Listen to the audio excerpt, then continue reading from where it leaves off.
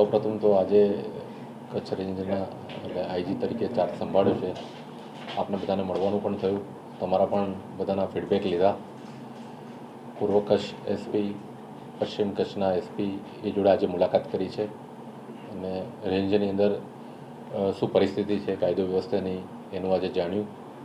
મારું primary focus રહેશે કે 4 જિલ્લાની અંદર કાયદો વ્યવસ્થા ઉત્તમ પ્રકારની હોય, જળવાય, પ્રોપર્ટી ઓફેન્સ છે એમાં ઘટાડો થાય, ડિટેક્શનમાં વધારો થાય અને આ સીમાવર્તી વિસ્તાર છે એ વિસ્તારની અંદર પોલીસની પ્રેઝન્સ સૌથી વધારે રહે અને લોકો તરફથી પણ માહિતી મળે અને પોલીસ એમાં ઉત્તમ પ્રકારની કામગીરી કરે એ બાબતનું મારું માર્ગદર્શન પણ રહેશે.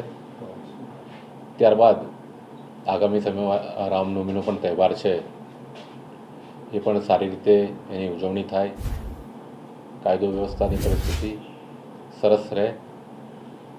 આગામી સમયમાં ઇલેક્શન પણ છે, ઇલેક્શનની અંદર પણ પોલીસ દ્વારા ઉત્તમ પ્રકારની કામગીરી થાય એ બાબતેનું મારું ફોકસ રહેશે.